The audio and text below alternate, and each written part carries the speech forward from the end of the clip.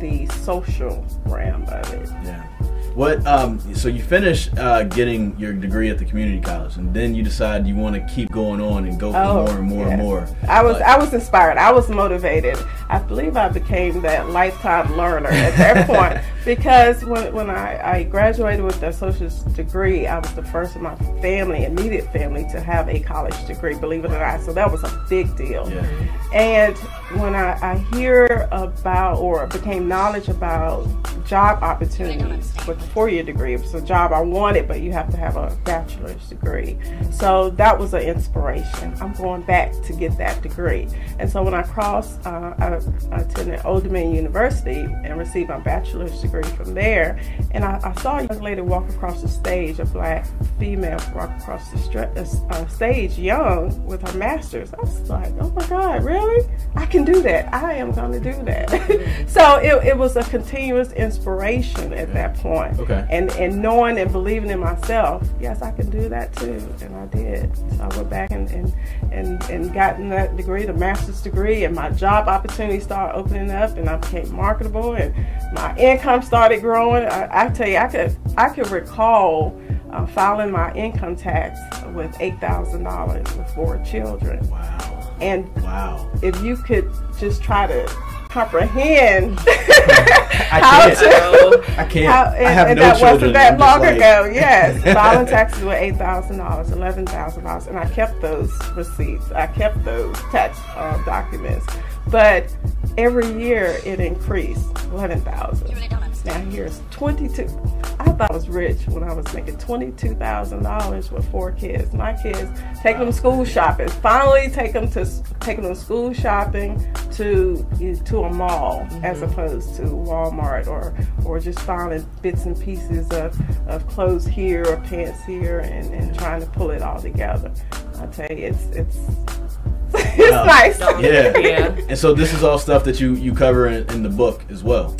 Bits and pieces of it, yes. Bits and pieces of it, yes. And you noticed that your job opportunities started to grow, you said. So how long ago did you get your doctorate? I completed my doctorate in fall 2012. Okay. Yes, and thank you. How long did it take? Wow, from the associates or just the doctorate degree? The from the doctoral master's, degree. yes. From the master's degree, and I also completed, and I told you, a lifetime learner, so I have a postgraduate degree, which is an EDS, Educational Leadership degree. After the completion of the EDS degree, it was additional 3 years. And you got your master's and your doctorate at the same time, that type of thing? Or? Master's degree, EDS, Education Specialist degree, and then the doctorate degree. Okay. And so now you have that, and you want to inspire others to do the same. What kind of, what have you heard from other people who either read the book or who know of your story, or maybe even your kids? Like, who do you know specifically that you've inspired to either do more with their lives or more with their education? Sure. Well, when I completed the book, I'm also a college administrator. I work at Dabney Community College. Awesome. I am the program director of a TRIO Upward Bound. If you're familiar with that, it's a pre-college program. That is the ultimate success story, because that's where you began your journey. That's where I began. Yes. You're there now as an employee there. That's awesome. Helping other people get to where you got to. That's right. That's awesome. And well, the most funniest thing is that the college sits across from where I grew up at, which is a housing project. It's right beside the housing project that I grew up at. And so I'm looking, I can see the housing project, and I also see the youth that I experienced similar. Like, okay, God is trying to tell me something here. But going back to your question, as the director over TRIO Upward Bound, we serve low-income first-generation students. So, of course, that's a passion of mine. And just hearing their stories, working with them, and trying to encourage them or inspire them to continue their education beyond high school. But yet they have challenges, difficult situations, household problems and issues, similar stories that I can identify with. So that motivated me to write the book and share my story with them.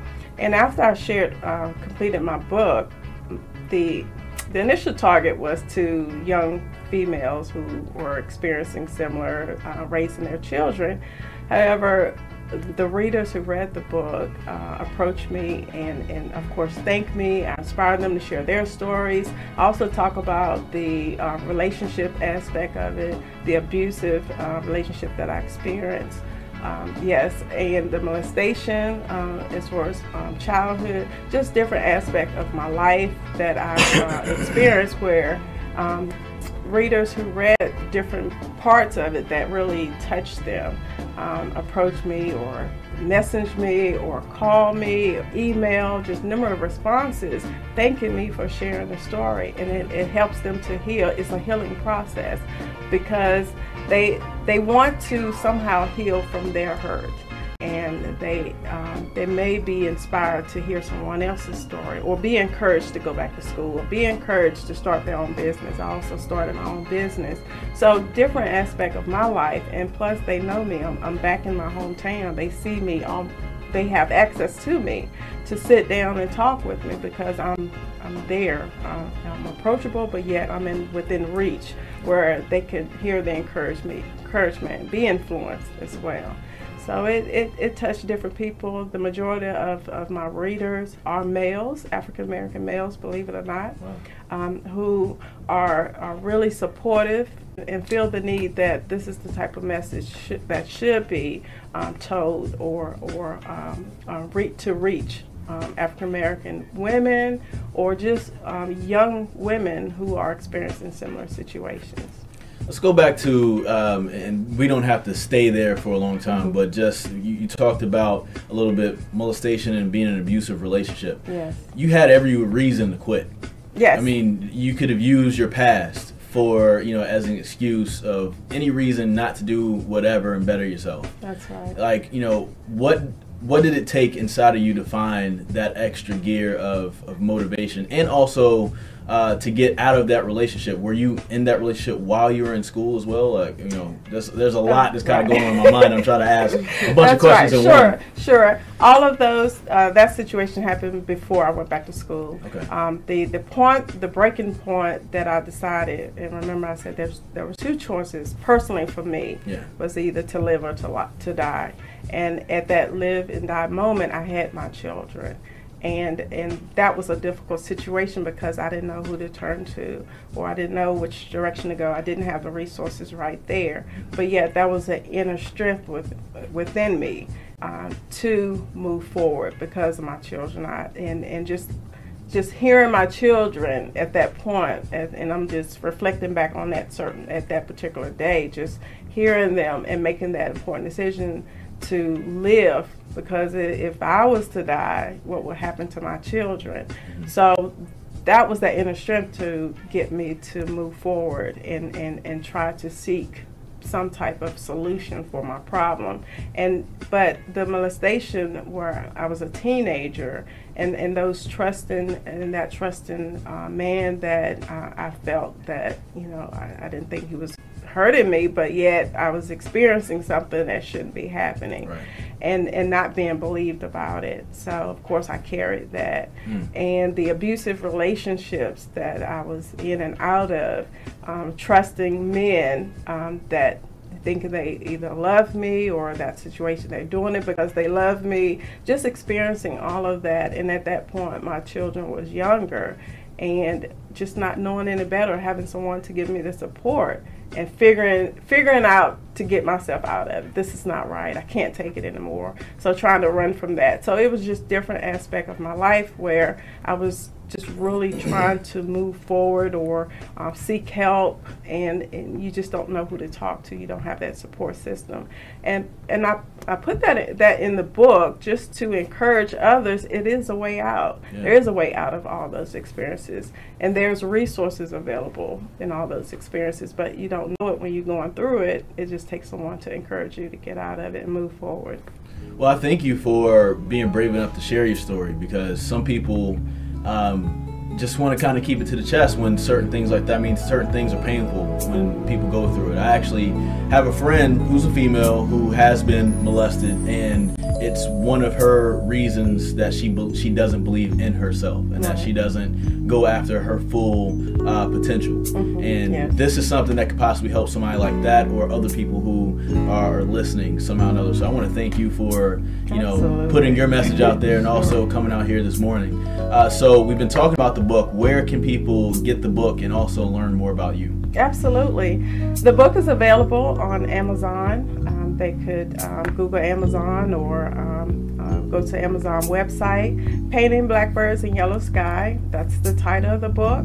Or go to their local bookstore, Barnes & Noble or Books A Million, and ask for the title. There is an ISBN attached to it, but going to the website, Amazon.com, or they could Google about me, Dr. Robin M. Dabney. I'm on Facebook, as well as I blog. I blog a community movement. It's called Rise Up, Launch Out, which I place a lot of various resources to share with people who are interested in moving forward with their lives, or resources to help them develop a business, or resources to help them start their education or continue their education. Just a lot of various resources. So I believe that if they Google my name, Dr. Robin M. Dabney, they will see or have a lot of information available to them. I just added you on Facebook. That's you did? Awesome. Thank you for coming in. And also, just really quick, I want to ask you what the meaning behind the book, Painting Blackbirds in Yellow Sky. What does that mean for you? You have to read the book. Okay. All right, cool. That's perfect. I figured that was going to be the answer. So that's a great way to end it. Thank you so much for coming. Thank you. Give your, I guess, your social media information as well. Are you on Twitter and Instagram, that type of stuff? I'm learning. You're learning?